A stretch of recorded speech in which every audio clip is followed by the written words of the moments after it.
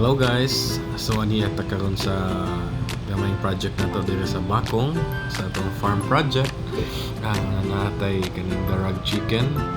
Kaning darag chicken originally from Iloilo gini siya. Ingon sila na lami daw kaayo lasa ng darag chicken. Aduna sa tay shamo. Uban ani pure shamo na payuban ani na cross na siya o basilan or huluan.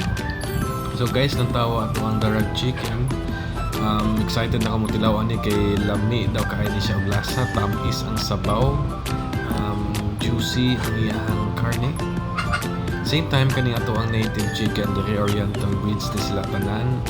So katuning dili ni katong pakayaan ng gi-commercialize og maayo sa Magnolia or ubang mga brands na 28 days pa lang na moabot na 1 kilo. So kaning atoa 3 to 4 months medyo mature na ginangiyahang karne ani yang meat ani. So di ko kakaingon ang mga bungkag ni yung karne ani. And muna siya personally di jud ko ganahan ang mga grass chicken bitaw na available sa market. Yes, although makaingon mo gitang barato no, pero nangita man sa tao kana bitaw organic.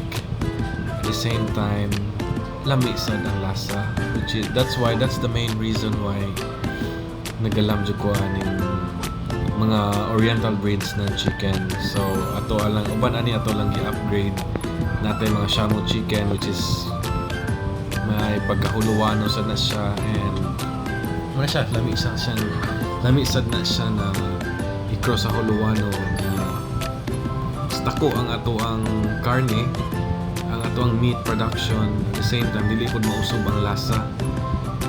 So mo ni ato ang free range pohon, palagi na human kay ako ang mga tao